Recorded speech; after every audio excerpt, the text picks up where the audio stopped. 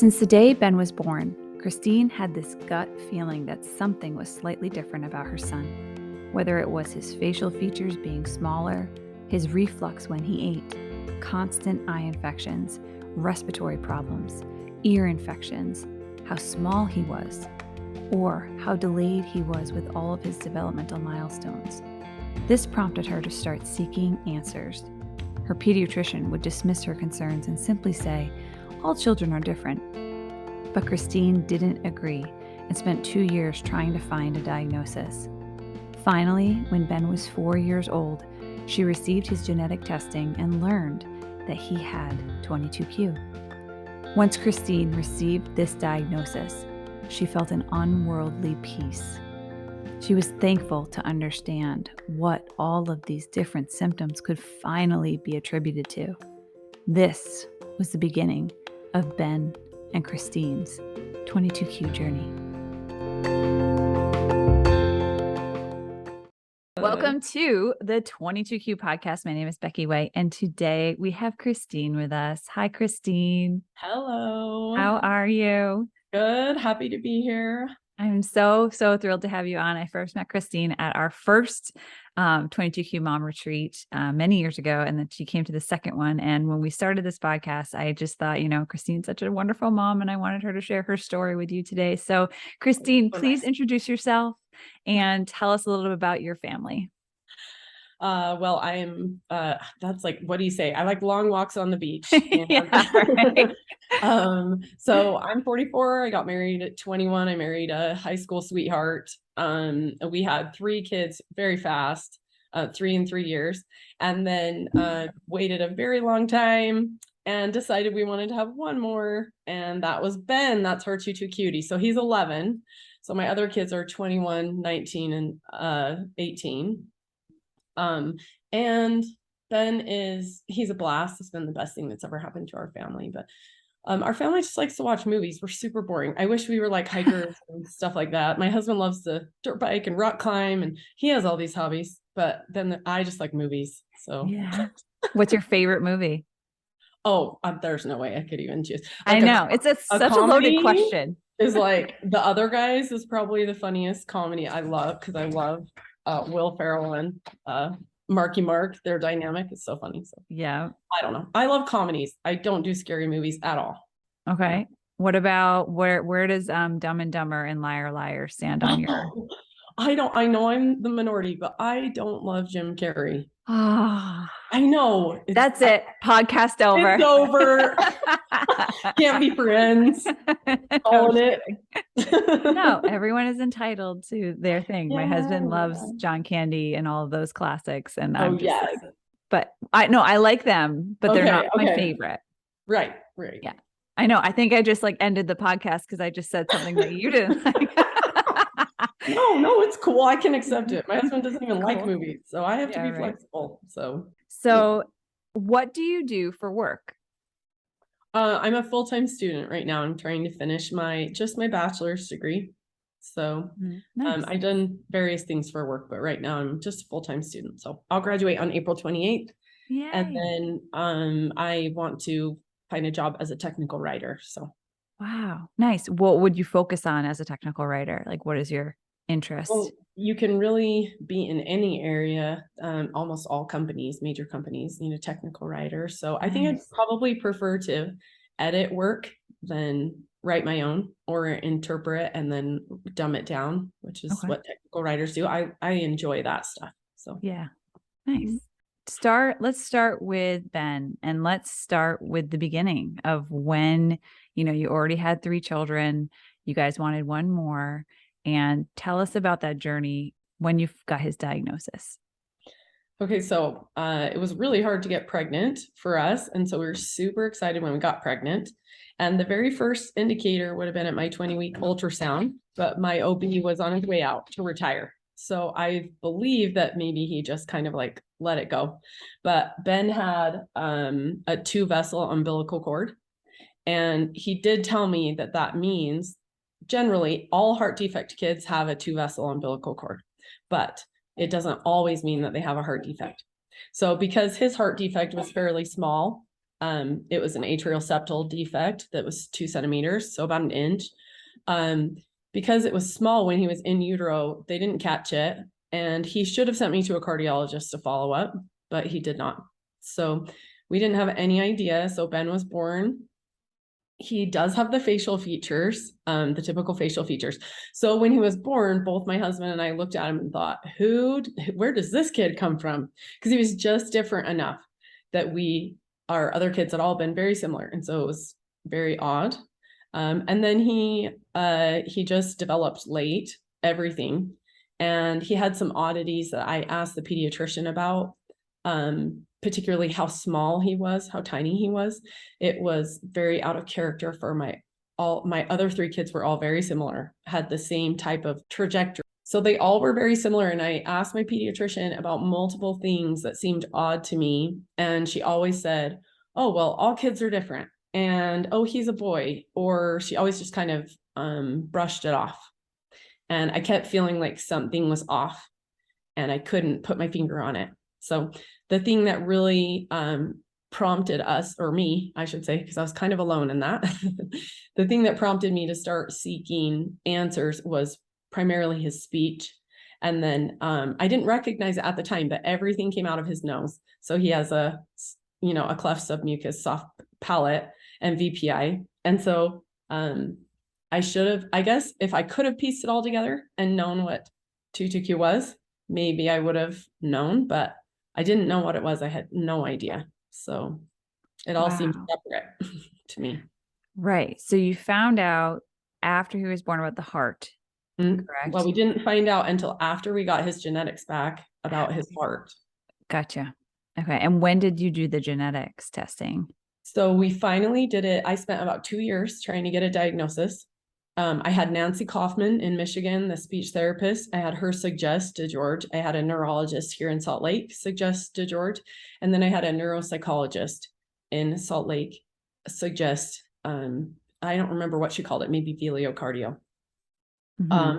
But I didn't even look it up at the time because I couldn't handle anymore. I had been trying to get a diagnosis and I had gone to so many different specialists and I just couldn't take it anymore. So I refused to look anything else up, basically. Mm-hmm. So we got genetics done finally when he was almost 4 years old. And we got them back just the week after his birthday. So in September of 2015, he had just turned 4. And when we got the genetics back, they told me all of the specialists that I need to call, endos, cardiologists. So I call all the specialists down at Primary Children's, and the cardiologist said, you need to come in tomorrow.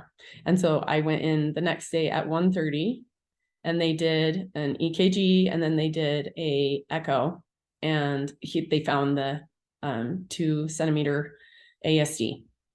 Wow. So, and all of that while my husband was in Alaska, by the way. Oh my gosh. So it was pretty crazy. But and you have 3 kids at home and yeah, Ben. they were 10, 8, and 7 at the time. Oh my gosh. That's a lot. But they're awesome kids. Yeah. So I feel like it went as well as it could have for us. Mm-hmm. And we've been really blessed. Yeah. A lot of the other kids have had so many more health problems than him. Really? And he's missing 66 genes and including the TBX1 gene. And he could be so much worse off than he is. Yeah. So, yeah.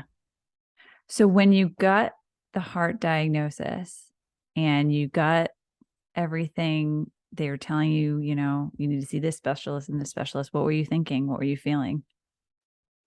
Well, at the time I felt, honestly, I don't know how how you feel about religion, but I believe in God and in prayer. And at the time, my husband, who's my very best friend, was in Alaska fishing and he has limited reception. So I got the diagnosis, I got the genetics, I called the cardiologist, and I just felt this otherworldly peace at the time. It only lasted like a week. Yeah. But at the time, I just felt peace. Like, this is how it's supposed to be. You've just gotten your answer that you were looking for. And I mainly just felt so thankful to understand what all of these different symptoms could be attributed to. Right. And I was happy enough to receive a diagnosis, and I did feel peace that I don't believe came from me. I think I was being helped because I didn't have Rob there, and I'm pretty high strung, and he's kind of like Xanax for me, or Valium, whatever. I make jokes about it, but so it was really lovely to feel that peace for a time.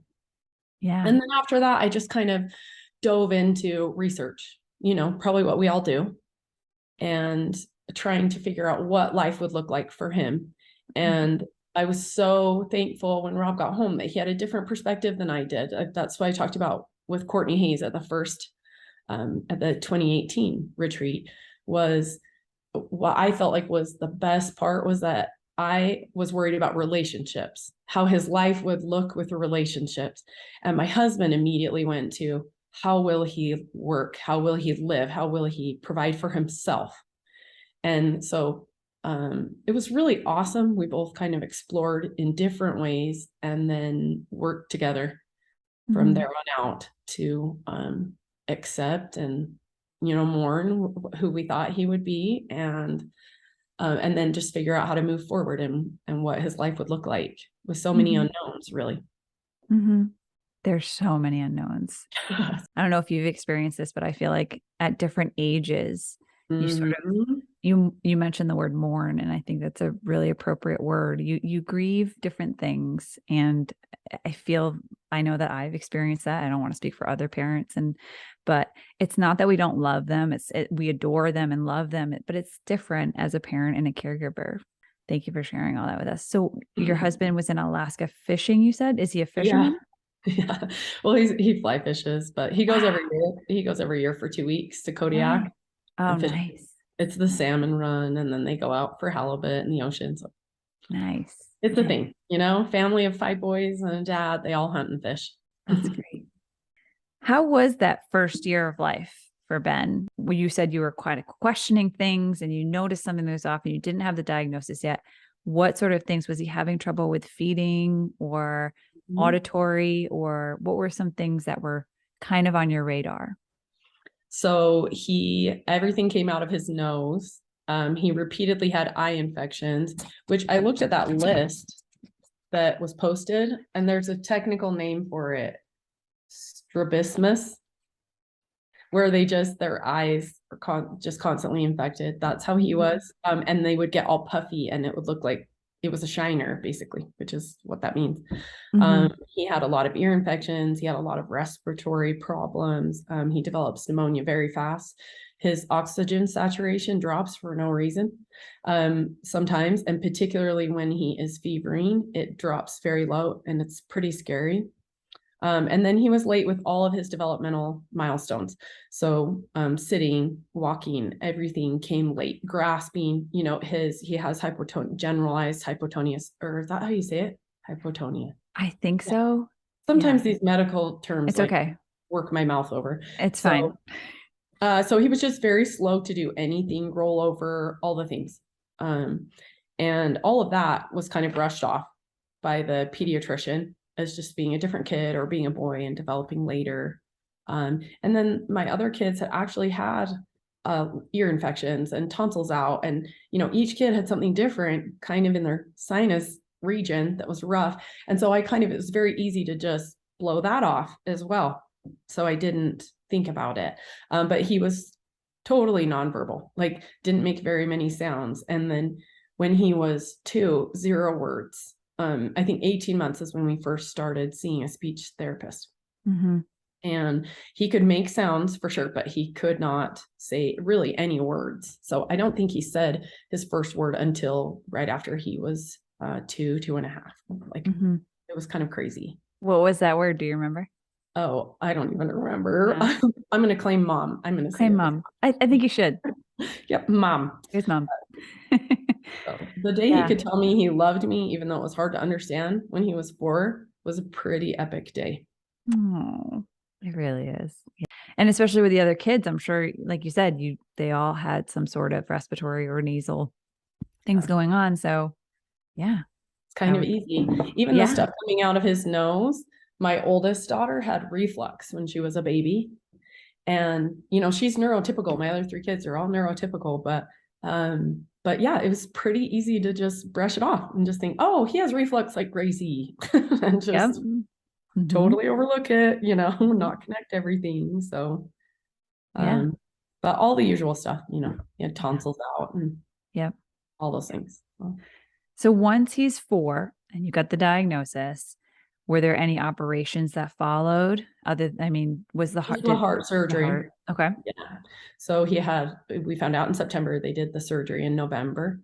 They were able to do it. I can't say this word either. Laparoscopically. Laparoscopically? They put a device, Yeah. they put like a clamp in there, a septal occluder. And so it was a Gore Helix septal occluder. That's what it was called. So, And and recovered yeah, well? yeah, he did super well. And it was so awesome after it was done, because I did not realize how tired he had been. And I think like 4 days after we got home from the hospital, just a ridiculously short amount of time, we were walking over from my in-laws because they live right next door. And he asked, or like moved to get out of my arms at the top of the driveway so he could run down the driveway. And Oh. it was like instant tears, because I never even recognized or put together that he had never done that before. He had never asked to be out of my arms so that he could move. And so it was awesome. It was Yeah. really, really awesome. So, Oh. and I'm thankful they could do it without having to do open heart surgery, because I see all the moms post about that, and it just sounds awful. Mhm. And so I was very thankful that I had him in 2011 instead of 2001, because they would have had to do it a different way Yeah. a while No, ago. that's a good point. And so does he have any repeat surgeries for the heart? No, no, he's had to have follow-up echo and Okay. EKG. He Mhm. did it every year for the first 3 or 4 years, and now they say we can come back every 3 years. So, Good. That's so it's not great. bad. Mhm. That's great. And so the heart was it. No other operations for him. Nothing they could see. No, Good. That's he had old wonderful. kidneys. Like he's immunocompromised, but Yeah. not as bad as other kids that have to do, Mhm. infusions or things like that. He's not that immunocompromised. So. Yeah. Are there any other sort of medical challenges he faces now as an 11-year-old? Yeah, he's severely overweight, and Mhm. we tracked his calories, and he is not taking in enough calories. So currently, we're troubleshooting this with hormones, and we need to see the endo again and have the whole workup. And so what we will be doing in the next year is probably going to the specialty clinic in Denver and having him just everything looked at. Mhm. So, Mhm. because like you said, the different ages come with different problems. And his problems have really just been his heart, now his weight, and that he sweats profusely. He's anemic, Okay. and he just sweats like that, just so Yeah. fast. And because he's overweight, the pediatrician just wants to say it's because he's overweight. But my gut feeling is no, there's something off, that could potentially be treated to help him not do this. And he's very embarrassed by it. He's socially aware enough to know that it's unusual how quickly he sweats. Mhm. And so he wears shorts when it's 23 degrees outside, like today, Yeah. Yeah. because he's worried about sweating in front of his friends. So, Oh. so that's the current thing, and the Yeah. mental health. He's already had some delusions and hallucinations. And so Mhm. we're very careful tracking that. Okay. Yeah. That was my next question, how he was doing mental health socially. It sounds like he's more aware that sweating, and then has he kind of expressed anything else with you before, and how have you addressed it? He definitely has generalized anxiety, some pretty hefty anxiety, which all of our kids do. And he has some obsessive compulsive problems. He's medicated for that. And it does disrupt his life and the teachers' lives, because he'll fixate on something and not be able to let go of it. Last year, it was missing the bus, and it caused a lot of problems. And until we put him on medication for obsessive compulsive disorder. So that has helped. Socially, he's actually very high functioning. He's kind of charming. Like he's just kind of cute. I don't know if it's because he's like round and, funny, but he's very loving. He doesn't have the ability to be mean, really, or I've never seen it. Not that that means he hasn't ever been mean, but Right. I've never seen him be mean. Even Yeah. when his siblings poke at him or something like that to try to bother him, Mhm. because teenagers will do that. Mhm. Um, so really socially, he's just fine and aware, like I said, of things. So that can be a problem, that he is aware of how delayed he is cognitively, and that he's not capable of the math that they're doing anymore.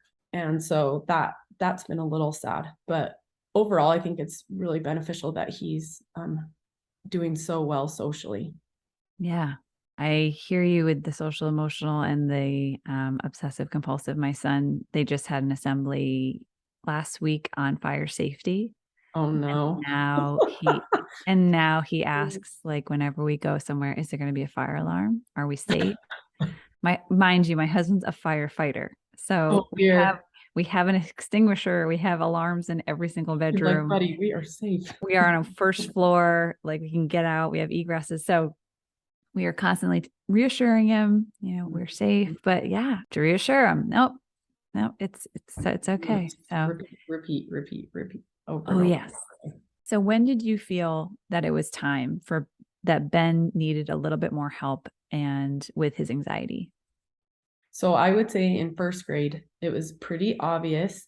When he was away from the home all day, it seemed to be difficult for him. And then, like we talked about before, he would find something that he's very fearful. Everything scares him. And so he would find something that he was afraid of, and it would be repeat. And just, I love him so much. So if I get irritated with him, it's pretty gentle. But I felt really worried myself that a teacher would get annoyed with him because he repeats constantly. And I feel like I'm always trying to make him as appealing or whatever I can do to make his life a little easier. And that includes like making sure that he's medicated when he could potentially be annoying to a teacher. And so about first grade, I think we started on Zoloft, and it didn't seem to make a huge difference, but he did gain significant amount of weight while he was on it. So that was pretty rough because he's never taken it off. Mhm. Mhm. But still, the medication that he's on now for obsessive compulsive, it does seem helpful. He hasn't he does still fixate, Mhm. but he hasn't fixated on something this school year badly enough that it's disrupted the school day. Yeah. Yeah. Thank you for sharing that. And it's a question that a lot of the moms were talking about at the 22Q Mom Retreat with our younger kiddos, not knowing, when is the right time, what kind, how much, and obviously you should talk to your doctor about all of those questions. But it was good to be in a room with full of moms who have had experience with different medications and have helped their children to be able to focus Yeah. and to be able to do simple tasks and not be so worried all the time. So thank you for sharing that. Another helpful thing we did do was do pharmacogenetics. What's that? It's a genetic study where they tell you which medications will work the best with your genetics. So they go through the whole range of medications. So Oh, even like antipsychotics are even on the list, which is very helpful in case he develops schizophrenia or schizoaffective. So I would highly recommend that. I think it was $330 and so worth it to find out how they would interact with his genetics, particularly, and with his metabolism. So how his body would metabolize the medication. So it tells you if he needs a higher dose, if he's on this medication, or just stuff like that.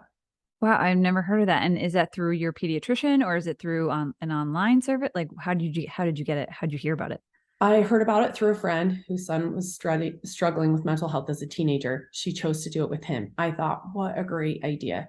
So my 19-year-old struggles with mental health. I do also. My 17 or 18-year-old has also had problems. So I just thought, I'm just going to do it on everyone. So I did it on everyone but my husband and my oldest daughter, who have zero mental health issues. So, and it's been super beneficial. That's great. I'm going to look into that. Thank you. So we just I Googled it, and then the kit is Okay. sent to a pediatrician. Okay. All right. Great. And I'll get all the information and put it in the description of this episode from you later on, For sure. so we can share it with anybody who's interested. But thank you. I was also wanted to touch upon, what are some physical challenges, if any, that Ben faces on a daily basis? Well, he has generalized hypotonia. He doesn't feel like getting out very often. He would be completely sedentary if I didn't push him. And sometimes I don't, because I'll have a day where I have a lot of homework. And so yeah, I think him being sedentary and not wanting to do anything active is a constant battle with him. And because he is overweight, he is embarrassed that he sweats, right? If he walks or if he runs or if he jumps on the tramp. And then balance is an issue. He has not been able to ride a bike without training wheels just yet. And so I got adult size training wheels and put them on his bike, but he wore them down and he doesn't like it. So I have to fight him to be physical and to ride a bike and to do anything really. So he can somehow balance on a one wheel, but he can't balance on a bike. So it's really Really? odd. Like he can balance on like a snowboarding type, Yeah. but he cannot balance with his whole body. So if it's his whole Yeah. body going back and forth, he can't do it. Yeah. The encouraging our kiddos to get up and move. Like, I know for me too, Brutal. I never ask any. I'm like, we're going outside. Yep. Or like set a timer. I have to set a Yeah. timer. You have to Yeah. go outside for 30 minutes, or I Yeah. have to go with him. Yeah. Exactly. Otherwise, he won't stay. Yeah. So what would a typical day look like for Ben now? So he would get up and go to school, and then he would come home. And the first thing he'll do is go find his iPad. And then he wants to sit on his iPad all day long. But on Mondays and Wednesdays, he has karate. I just started that after the retreat, got that idea at the retreat, and it's been great for That's him. awesome. It's really been awesome. So Good. we'll do that on Monday and Wednesday from 5 to 6. And then the rest of the time, basically, it's just battling him to be active. But he's very pleasant. So it's not like he gives you a super hard time, but he just has silently stubborn Yeah. resistance there. And so it's me just trying to get him outside a couple times before he goes to bed. And then he goes to bed at 8 o'clock. So Yeah. How is his sleeping? It's better since he was put on a CPAP. He has sleep apnea. Yeah, he did have the furlough pelotoplasty to fix his EPI. And that has been helpful, but it did make him worse as far as sleep apnea goes. So he won't be able to have pharyngeal flap, and he's pretty mild hypernasal, but it's still bad enough that if he's upset, you can't understand him at all. He really has to concentrate. Yeah.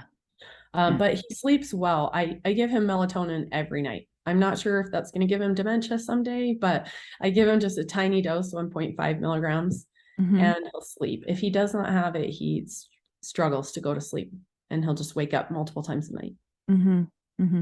Yeah. Sleep is a big one for a lot of us. For sure. Unfortunately. Yeah. Yeah. So over the years, he's 11 years old. What are some, helpful either books or supports or websites or organizations that you've found really, really helpful that you want to share with other families?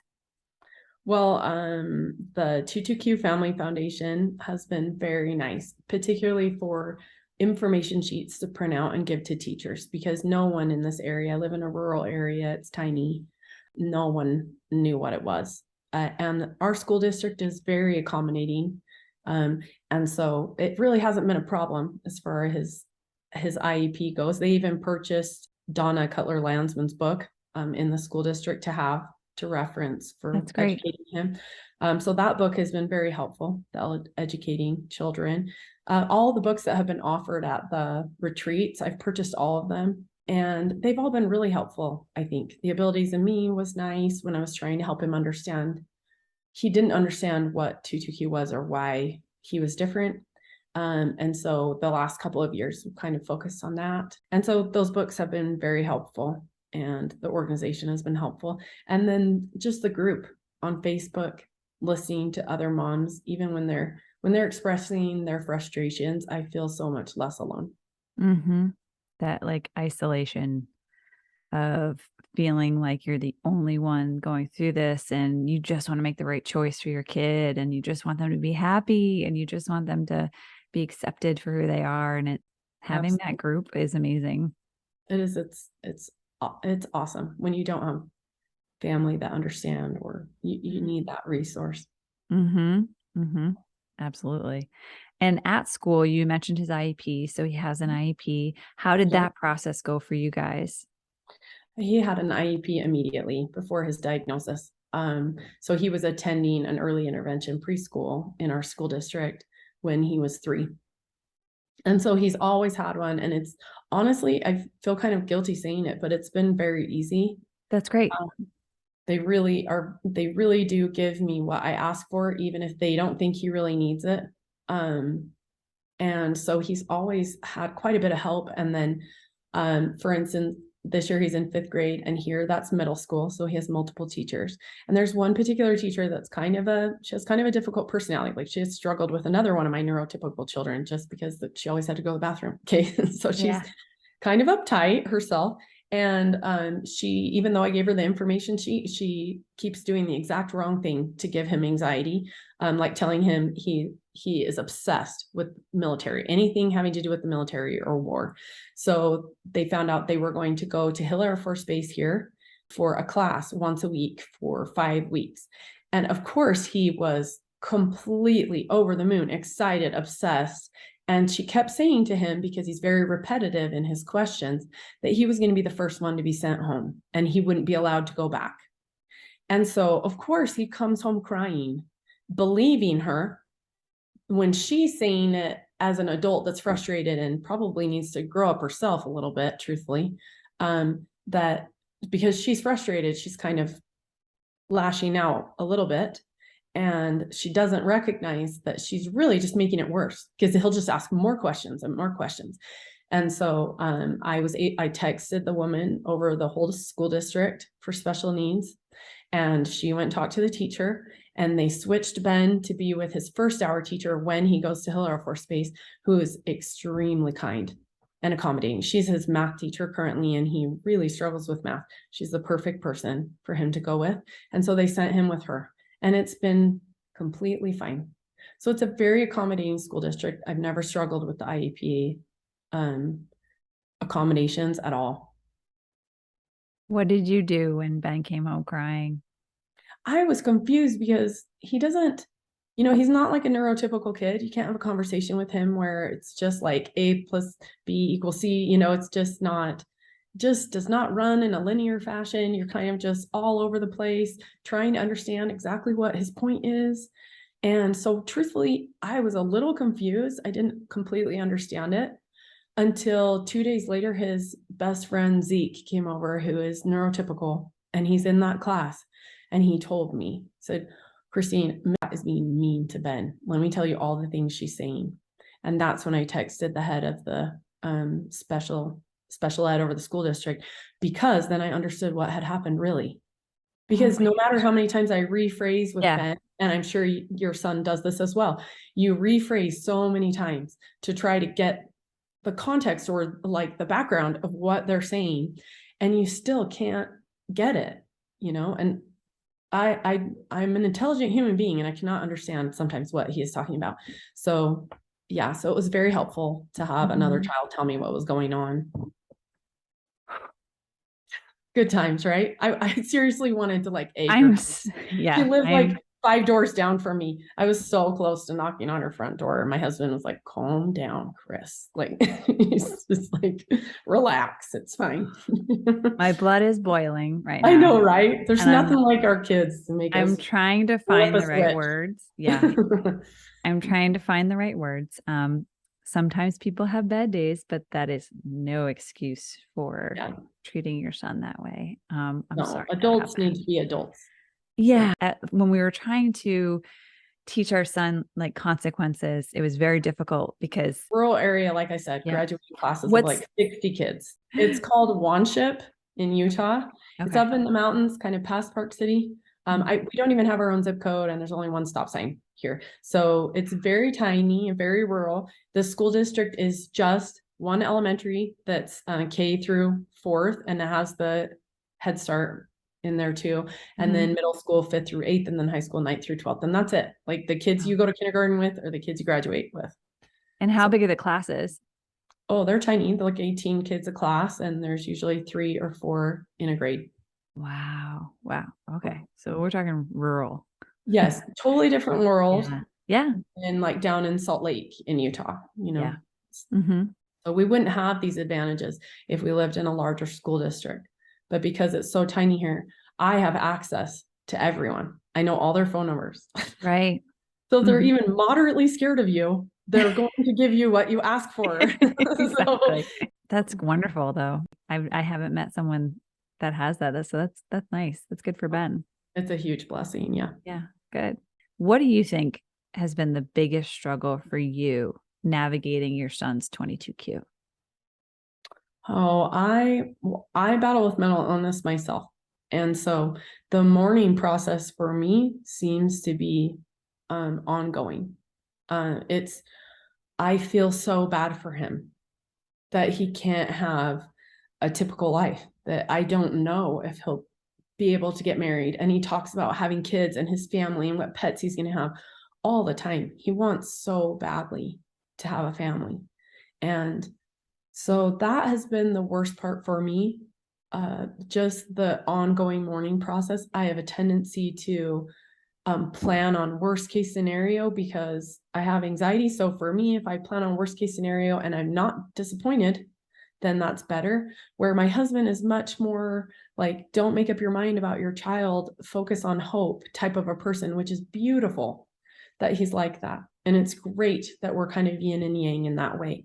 But sometimes when I'm down in the doldrums about Ben's possible life, it makes it almost like you're butting heads a little bit. So it can be conflict, or it can be like yin and yang and appreciation too. Mm-hmm. Mm-hmm. I feel you and I hear you and I see you and I get it. And I don't get it completely because I don't know Ben, but I worry about the same thing all the time. And leaving your child to your neurotypical children, leaving them in their care, like having to set up a special needs trust and leave them to someone is so odd and has taken so much time, and I feel so much guilt. Yeah. Have you set up all of that yet? We've been really blessed again by my mom, who gives us $1 a year to invest for Ben so that he won't be a financial burden when we leave him to one of our children. Right now it's Gracie. Whomever gets him will have enough to care for him, basically, is the plan. So that's beautiful and very, very generous of your mom to do that. Yeah, we're so thankful for that. Yeah. Because I don't know, we couldn't put that much away for him a year. There's no way. So yeah, so overwhelming. It sounds like you have a pretty nice support system of family and friends. They don't really understand.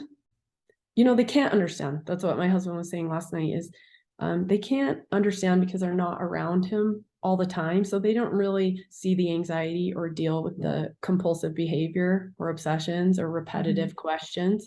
But they are as understanding as they can be without fully understanding the situation.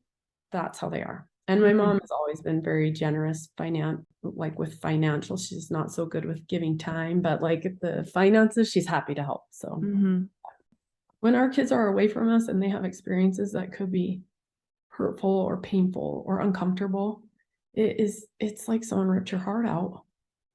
And then when it's outside of your control and you can't even comfort them or fix it, then it's just like a double dose of heartache.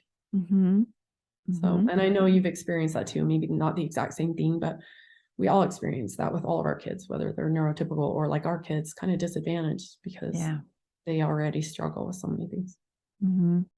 Yeah. And I don't know if you struggle with this as well, but I know I do. And finding that balance of wanting to share experiences with them and wanting to expose them to new things, Mhm. also struggling with all the things we know as parents and caregivers that they need this type of thing at this time. They need this kind of food. Right. For example, my son, he hates whistles. If Mhm. somebody has a whistle, please be ready to take him out of that situation.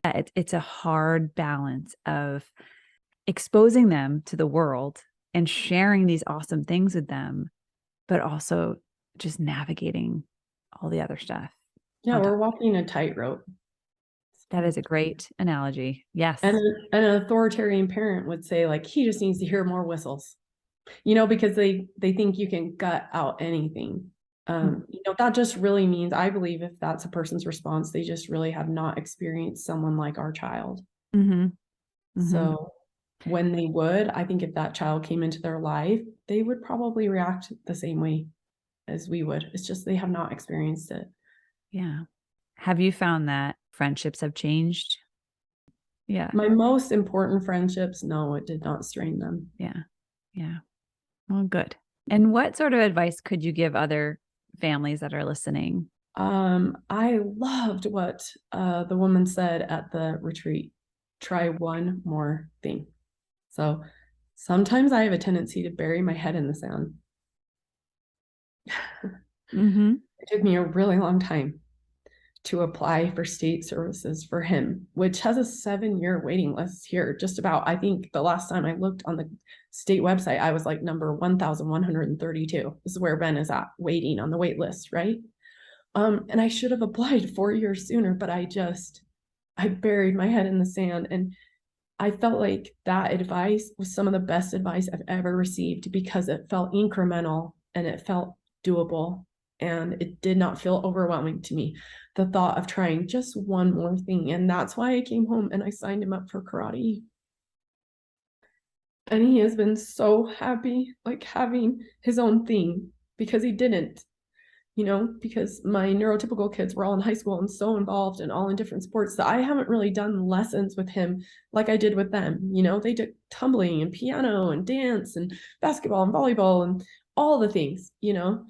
And he really hasn't done any of that. And I have felt a lot of guilt. And so it's almost like you should, and then you beat yourself up, and it's this terrible, vicious cycle.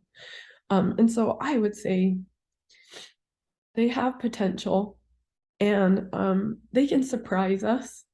And it may not be what you wish it was, but I think the counsel of trying one more thing is just so doable. Mhm. One more So, thing. yeah. And my husband wanted me to say, don't make up your mind about your child. I like that. Because sometimes we have done that, you Yeah. know? And I've been really discouraged because he's already had delusions and hallucinations and he is missing his TBX1 gene. I thought, oh, he's going to be schizophrenic. He's male. He's going to try to kill us. We're going to have to put a lock on our door. Like, Mhm. I've gone to all those dark places, or he's going to take his life, very worse. Who could have one of our kids and not go to that dark place when it comes to mental health? Mhm. Um, and he has really helped me to calm down and just said, don't make up your mind yet, Chris. It's still an unknown. Yeah. And he's right. And I Yeah. do think that is good counsel if we can try to just take a deep breath Yeah. and sit in the discomfort and wait. Mhm. Yeah. One day at a time. For sure. Yeah. It's too scary to go 5 years from now, 6 years from now, 20 years from now. It's too scary. For sure. And For you sure. just don't know. I know. Great advice. When you got your 22q diagnosis and when you found out about his heart and you're sitting in the clinic, if you could go back in time to that moment, what would you tell yourself? Oh gosh. I would just give myself a hug. I would give myself a hug and I would just whisper in my own ear, like, you're not alone in this. You're going to have friends that understand. You're going to have help Mhm. Mhm. because it's true. Yeah. And it can be so isolating. Yeah, it has, but the retreats have been such a gift. Such a gift. I've met so many people, and even like Lindsay had, like, I would have loved to have more conversations with you. There's people that I met at the first one that, again, at the second one, I just thought, oh, I like you just as much as I did 4 years ago. I want to be your friend. Yeah. And that feels super hopeful to have more people to get to know, I can get to know you better, and Lindsay better, and Courtney better, and all the people. I just don't think there was a mom that I didn't really like in one way or another, so.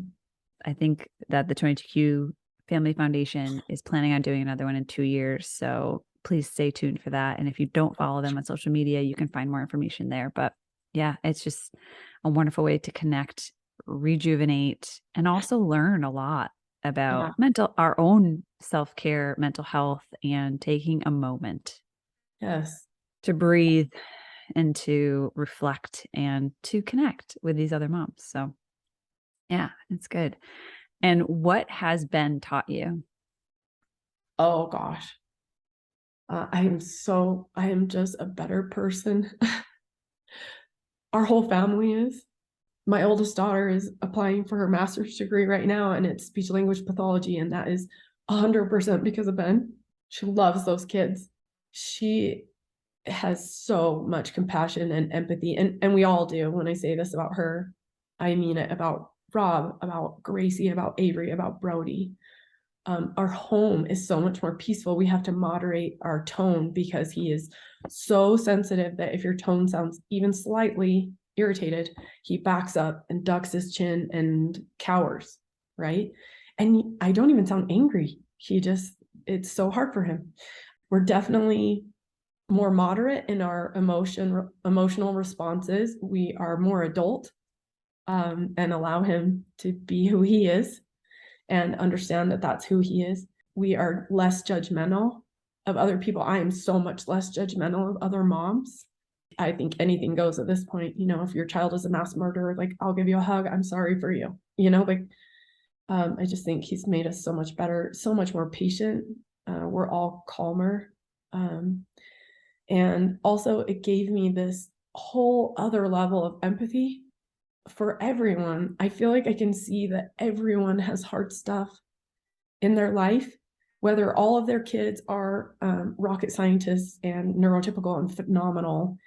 I still see that there are hard things in their life, and I don't really feel jealous of other people's lives. I feel very settled in my own, but I'm still able to look at other people's lives and feel empathy for them, even if I feel like they have it so much better than me. Thank you. Yeah, these kids teach us a lot, and patience is a big one, and empathy is a big one, and just joy, finding simple joy in the small, small victories too. Living in the moment. Yeah. You're forced to, so you don't go down that dark hole. Yeah. And is there anything else that maybe I didn't mention or bring up that you want to mention before we end? No, I can't think of anything. I guess I would just, if I could like talk to every T2Q mom, I would want to hug them too. Just tell them, like, this is such a great club that you're in. And it is going to be the best thing. And you're not alone. Definitely not alone. Yeah. Find us on Facebook. We're there. Yeah. Yeah. Oh, well, Kristine, thank you so much. This was so wonderful. And I appreciate you just sharing Ben with us. I didn't know a lot about him till now, and he sounds like a delightful little guy. And I wish we could meet, but I know, thank it's fun you. to hear about your son too. I know you will in a future podcast. Yeah. Oh, well, I'm excited. I'm excited to listen to it. Thanks. Yeah. This is a privilege for me. Thank you. No, thank you.